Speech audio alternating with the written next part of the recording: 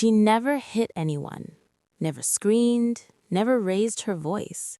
There were no bruises, no police reports, no crimes you could easily explain.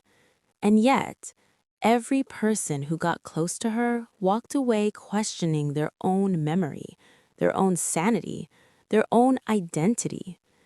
This is not a story about violence. This is a story about what happens when someone learns how to quietly rewrite your mind. Her name was Evelyn Moore. Calm voice, soft smile, eyes that listened longer than they spoke.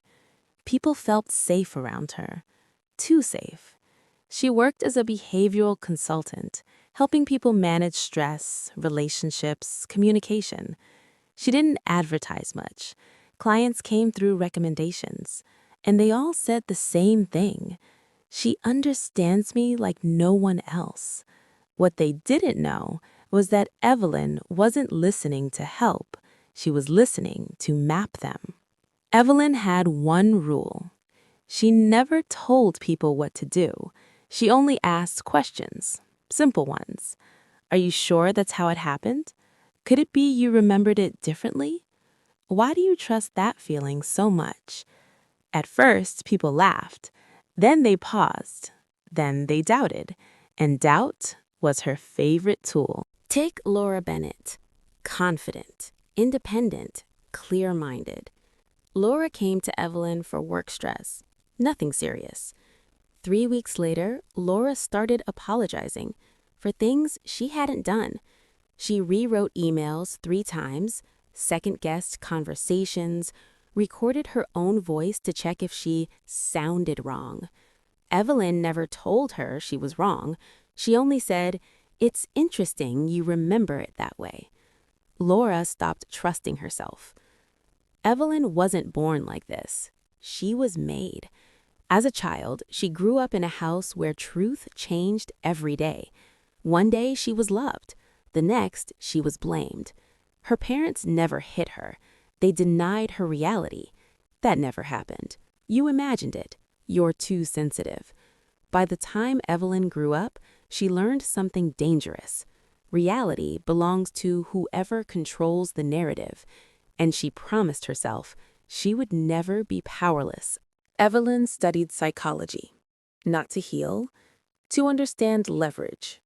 She learned how memory bends, how repetition reshapes belief, how silence can feel louder than accusation.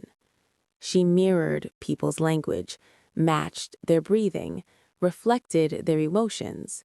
Then slowly, she replaced them.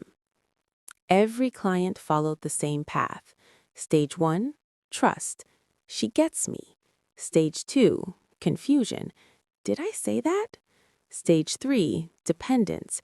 I need her to help me understand myself. Stage 4, collapse. I don't know who I am without her. Evelyn never stayed long after that. She didn't want broken people. She wanted proof. His name was Daniel Wright, a journalist. Daniel didn't come to Evelyn for help. He came because of a pattern. 5 people, different lives, same symptoms, memory loss, self-doubt, emotional erosion, and one common name, Evelyn Moore. Daniel booked a session, pretended to be anxious, uncertain. Evelyn smiled. She began her usual questions. Daniel noticed everything, the pauses, the tone shifts, the gentle redirection. When he challenged her, she smiled wider. "Are you sure you're not projecting?" she asked. For the first time, someone didn't flinch. Daniel did something no one else had. He wrote everything down, recorded sessions, compared statements, and slowly, he turned her method back on her. He repeated her words to her, questioned her memories, introduced doubt. Evelyn noticed, and she laughed. "You think exposing me will stop this?" she said calmly. "I never broke them," Evelyn continued. "I just showed them how fragile they already were." Daniel asked the final question. "Do you feel guilty?" Evelyn paused, then said, Guilt is just another story people agreed to believe. Daniel published the article. People read it. They nodded. And then they forgot. No crime, no charges, no laws broken. Evelyn changed her name, moved cities, started again. Because minds heal slowly and manipulators are patient. Evelyn Moore never touched anyone, but she left people fractured. So ask yourself this.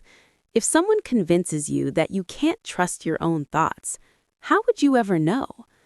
If this story disturbed you, leave a comment and subscribe, because the next story won't ask for your attention. It will quietly